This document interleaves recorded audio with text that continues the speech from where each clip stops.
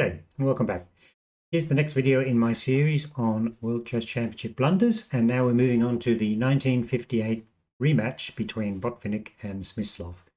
Now the story so far is that Botvinnik and Smyslov drew 12 all in 54, and then Smyslov qualified again through the candidates, and then he beat Botvinnik last time around. And then, given the rules back then, Botvinnik was entitled to a rematch, which is this one, which he won his title back, and we won't see Smyslov again in World Chess Championship matches. So let's just quickly go to the capture screen. First of all, let's have a look at the Wikipedia page for this match, and you can see that it's got no coverage at all. I mean, bloody hell, what the hell is this, right? So it's just like two simple paragraphs. It's in Moscow. I think all these three matches were in Moscow. You can see the final score, 10.5, 12.5, a fairly comfortable victory by Botvinnik. A lot of people kind of make the argument that Smyslov, kind of having fought so hard to win the titles, eased off a little bit. Now, in terms of the quality of the games, we're in for a shock. I mean, I've been struggling around for blunders. For instance, last time around, I only came up with endgame 1 or whatever, right? But this time, there are blunders thick and fast, including, which we haven't had for a while, not one, but 2 5-star blunders. Just give you a sense of this is not a high quality World Chess Championship match. On the other hand, I think it deserves a bit better than that is the Wikipedia page. So that's where we're at. Okay, so it might be a longer video than usual here because I'm going to be covering games 3, 4, 5, 12, 14, and 18. So that's 6 games. I'll try and flick through the simpler ones quickly, but obviously it's just that there's a lot of content in this World Chess Championship match. I hope you enjoy it as we go through it. Okay, so let's just bring up the different pages. So viewing properly, excellent. Right, so you can see the match score, top right, match is 22nd, I think, championship match. And you can see that Botvinnik is blue and he got ahead early on and stayed ahead to get to 12.5 points. And then the game we're going to look at first here is game number 3. You can see why this one's a blunder. You can see it's even, nothing happening. And then Smyslov played a shocking move, White's move number 28. And you can see he struggled on, but basically the game was over. It was a 1-move blunder, lost about 300 points. Have a look at what was played. 3-5. Okay, so that's a blunder. Have a quick look at the position, work out what is wrong with that move. Yeah, so basically what happens is game continuation, takes the bishop off, that move sort of as Zug, and now you take off the knight. So basically it's a rook for 2 pieces from that interchange. From an engine perspective, it just thinks blacks are winning. It took a lot more effort, but basically it was from white having small edge to white being -270. So I mean, it's kind of why would you do that? So we go back to, must be missed. You go back to this position here. Suggested continuation is you do that division jog first, and then you do anything else, like maybe you move the bishop to a5 and you maintain a small edge as the game would go on.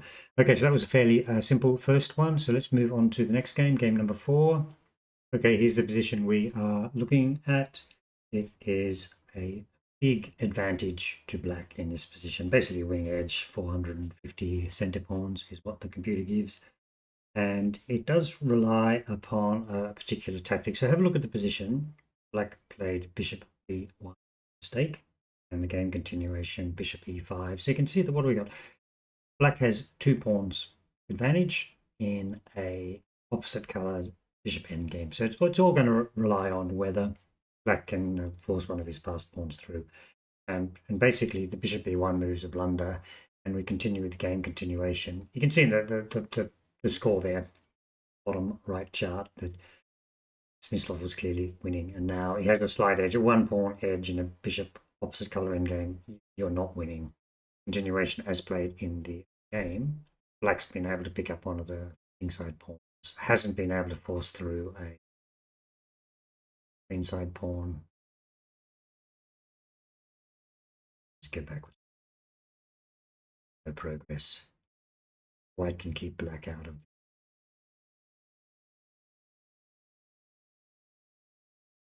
inside. Go to the final position. Read a draw. You notice also that it's the wrong colored bishop. Okay, so let's go back and have a look at this. some of these endgames I'll have to return to later. These are quite technical. So if we look at the continuation which is selected is c3. You'd certainly look at c3 in this position because it is opening up the A file for the advance of a pawn. Then that may help to distract white's forces, and then you've also got an E pawn and a G and H pawn. So this is the break. Basically, it's a very clever breakthrough. So let's do the breakthrough one. C3. Obviously, got to take that. G5. Soften up the king side. See what the winning line is. Check the A1 square. Same time, that pawn's going to drop, and you look at this position. Black has two passed pawns. There's no way that white. In fact, there was Shirov type sacrifice the bishop there, and one of those extra pawns is definitely going through. So if you look at this position right here, breakthrough was what was necessary. C3 is the breakthrough. White can't deal with all the threats on both sides of the board. Okay, so now we're going to move along to game 5. Just let me bring that up. Okay, here we are. So it's rook and pawn endgame. White's probably somewhat better in this position. Small edge. Nothing to worry about. Just continue. B6 check. So what are the choices here? Have a look at this position. I mean, look at the bottom right chart. We're right there. Something terrible happens on this next move. So there's a couple of choices. Black played king c5. You see what's wrong? 5. We just slid across the king, back to d3. I mean, I guess that the fact that this was a backwards move is probably what Botvinnik was not expecting. This is just unstoppable. This is one of the worst blunders. I think we've got to agree with that. It's like white played his move and then he resigned. And what I found quite curious is I found this website where I think it's Botvinnik's writings on the World Chess Championships. Somebody seems to have like scanned in a Word document or something. So let's have a look. Look at this comment next to rook b6, check king c5. Black is deaf and blind. There was still 2 to 3 minutes remaining on the clocks. It was not too late to see his miscalculation and go in for the continuation. I mentioned king c7, rook takes a6, rook f8, rook takes g6, blah, blah, blah. And with complications, with some different lines there. However, king d3. Here, black, to his astonishment, discovered that mate is inevitable, b3, b4. And for him, there and nothing other than to recognize his defeat. The annotations to this game by Michael Botvinnik are from his work. Yeah, okay, so that's Botvinnik talking about himself. So I think we can definitely say that's going to be a 5-star blunder, just blundered into mate in a fairly drawn position. I mean, obviously, he was possibly going to lose the A pawn in that line. Now I'm going to move on to game number 12. Okay, here we are. You can see the score on the bottom right, where was just basically heading for a draw. Smyslov played a bad move. It was black, and then he was basically lost and only lasted a few more moves. So if we look at this, the move played was knight to e3. So have a look at that and see what you think is wrong with that move. When you had a look, I mean, what happens is that it's important to realize that the previous move had actually been f4. That's threatening to open things up. So black should have responded differently. Knight e3 is long because takes, and queen to e4. So we're threatening to take the e pawn off the board. It'll be horrible discovered checks. What happens? Bishop design. There's no defense, just getting cut to ribbons with the discovered checks, and the bishop's going to grab the d4 pawn, and the black king is going to be totally helpless. Let's say black played knight c4 instead. Well, then now we just grab bishop takes d4. We're still threatening to grab the d pawn, bishop c6. In here, you can see it's just now we've actually got our material back and so on, right? So basically what happens is we get back this position after f4. White should have done, sorry, black should have done something else, right? In fact, the computer's main line here is knight over. Take the pawn, as in the previous lane. Can't even square. Not such a straightforward, terrible blunder, but the game ended quickly. Okay, so let's have a look at game 14 now. Okay, now you can see from that bottom right chart that there was a cacophony of errors towards the end of this game. I'm going to focus on this position here. White has just taken the pawn. So white has a 2-pawn advantage, but actually the position is Well, there's a couple of drawing lines. The main one, we'll just do this from a theoretical perspective rather than setting as a puzzle. The main drawing line is rook e1, and what black played was rook e2, which loses. So let's go through the game continuation first. Rook e2 is what's played, and actually white eventually won the game, but the simplest, see what happens in this position. Okay, black picks up the h pawn, so it's only a one pawn disadvantage for black. Pawn gets pushed. Keep on hassling the king, is the king, and pawn marches up. Black f pawn. Black king can't hassle both pieces. Now we get to this key position, and this is just sort of continuation. I mean, black's about to get blocked across the, have to drop back. The rook will sacrifice itself for a c pawn, and then white will have endgame.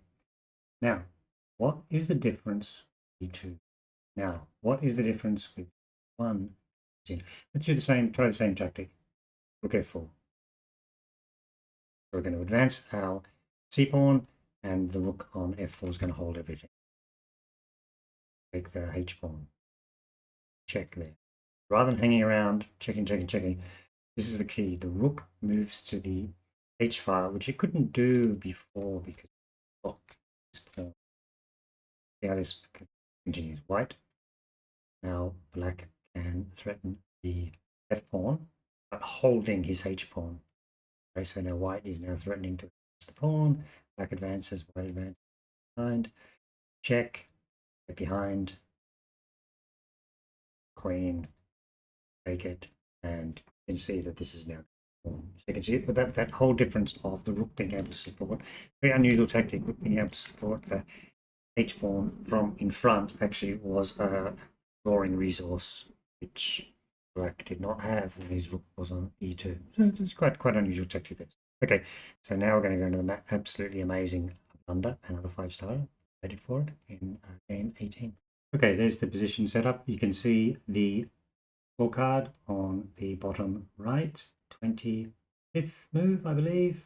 Botvinnik made a terrible blunder, and then Smyslov returned the compliment. So this is an amazing double blunder. I mean, it's up where Carlsen, and then even more so because you can see the swing there, 500 points. Okay, so bishop c6 is the move which has just been played by black, and then white played queen to g5, which is a terrible blunder. Have a quick look at the position, see why you think that is the case. Okay, well, assuming you have done that, the winning move is rook to d2. Just play that on the board. So what's going on here? We've got bishop cutting through there, got the rook and the queen cutting across there. This is just criminal, right? In fact, the only defense the computer really gives is throwing a rook in the way.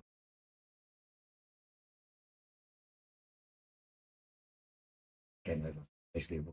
So that the best case scenario is that move lost. You can see how simple the tactic was, right? Just very weak second rank. Just take advantage of it. In fact, the queen having moved off the h file didn't help things because in some lines you need to cover this square. That doesn't work anymore. So it looks like queen g5 is a mistake, but Smyslov didn't play that. Smyslov played rook d to e8, and the whole advantage has gone away because now that attack on the second rank going to happen. In fact, the game continues. Heavy plan. Piece switched off. Meandered its way. I mean, there was a blunder later, which I'm not going to look at all. It should have been, but that double blunder just amazingly bad. Once again, this got a bit of a description in text I found. Let me just scroll down to game 18, 15, 17, 18. Here we go. Here we go. If white's previous move was an elementary positional mistake, then the move queen g5 is a crude blunder. In fairness, despite the opinion of the commentators, we note that white's position was hardly defensible last blah blah blah, which in his option not so terrible. Anyway, the computer seems to think it's very holdable, right? Queen g5, okay. But now white could have been mated after rook d2, bishop e6, check, rook f7, bishop takes f7, king takes f7. I noticed the move rook f7 immediately after I pressed the clock, and the reader can have no doubt about what I went through At first, I decided to resign the game without waiting for the reply. Okay, well, that's interesting. Let's just quickly look at that line he was talking about. Go back to here, and this is where there's this other line which involves b6 check. So board creation, and then as Botvinnik you just put the moving. Otherwise, it's being made about that. So that just shows you that maybe there's subtleties to these positions. To my astonishment, Smyslov did not immediately make a move in reply. However, I found an explanation for this during the game. My opponent still had 15 minutes left in the timing control and wanted to thoroughly calculate the variations in order to rule out any surprises. Fair enough. But 1 minute passed, then another. When 6 minutes had gone by, White already began to hope. But what if the move Rook d2 will not be played at all? I called that an ugly situation. 14th game on the 59th move. Finally, after 8 minutes thought, my opponent picked up the d8 rook. I nervously grabbed my pencil so as to write down the move and record my defeat in writing, but when I lifted my eyes, I did not believe them. Black had placed the rook on the square d8. Truly, in this game, the players proved to be worthy of one another. But that is all. Basically, they're matching one another in terrible blunders. That's quite amusing. What Botvinnik had to say about it. So obviously that game continued.